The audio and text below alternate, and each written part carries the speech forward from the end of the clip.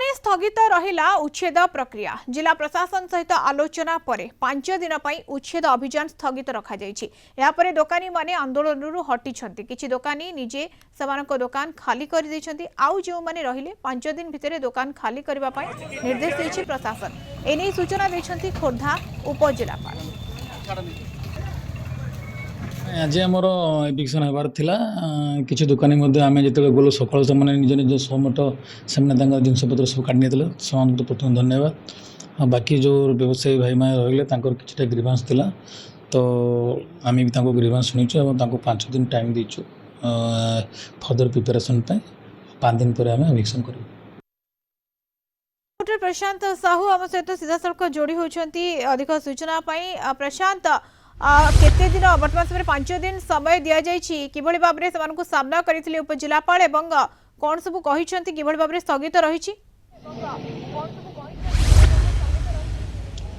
निश्चिंत मधुस्मिता देखु जो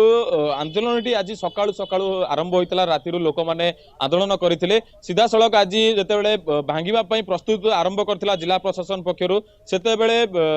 विभिन्न राजनेता दलर जो रही नेता माने सेमान आसी घटनास्थल में पहुंची एवं जिला प्रशासन सहित आलोचना करथिले एवं आलोचना पर जे निष्कर्ष बाहरी जे 5 दिन पर्यंत समय सीमा रहिला जे सेही भितरे सेमाने खाली करिवे एवं जो दोकानी माने आज सो मोटो तांको आडू जिला प्रशासन रो अनुरोध क्रमे छाड़ी सेमानकु 3 मासर भड़ा जो रही सेमाने जिला प्रशासन गुरु छाड़ करा जिवो एवं संध्या भितरे आज तालिका मध्य प्रस्तुत करा जिवो एवं सार्वजनिक करा जिवो जे केउ माने केउ दुकान माने आज जिला प्रशासन रो अनुरोध क्रमे छाड़ुछंती एवं तांकु मध्य आज जिला प्रशासन संध्या सुधा सही तालिका प्रस्तुत करी नोटिस करिवो जे जो माने छाड़िछंती तांकु जो 3 मास रो जो भड़ा रही से मानकु छाड़ करा जिवो। जे अन्य पक्षरे देखिबा जिला प्रशासन रो आज उपजिलापाल निजे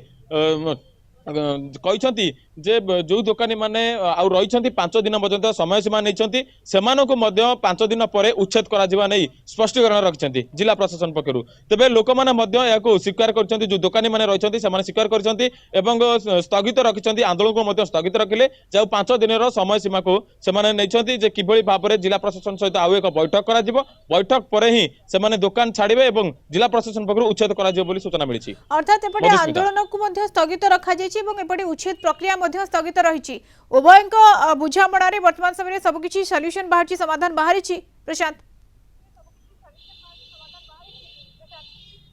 निश्चित भाव में जे जिला प्रशासन पक्षरु जो आलोचना करा जायतला एवं जदि देखिबा स्थानीय पूर्वतन विधायक एवं जो बीजेडी रो विधायक जे प्रार्थी जे रहिथिले सीए मध्य थिले एवं सोनाली साहू मध्य थिले राजेंद्र साहू एवं हमर जो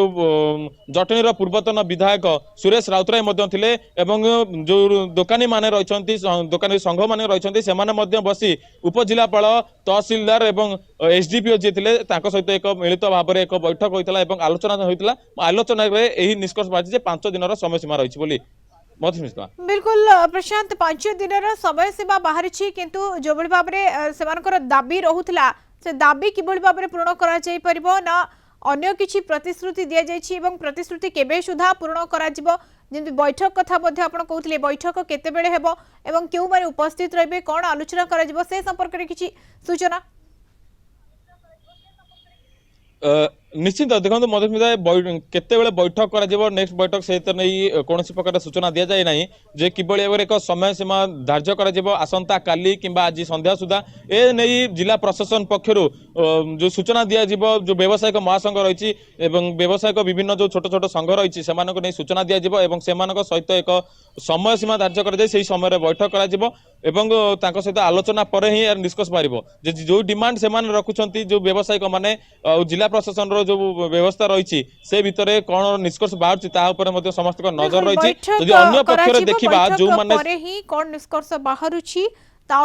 नजर रही किंतु केते पाखापाखी सेठारे दोकान रही एवं क्यों दोकानी गुड़िक निज इच्छा अनुसार सेठू हटुछंती एवं आउ केते जण जो माने रहुछंती से माने हटुना तो ये तमाम कथा को लेकिन बैठक करा बैठक रे कौन निष्कर्ष आसुची ता उपरे नजर रही। धन्यवाद प्रशांत।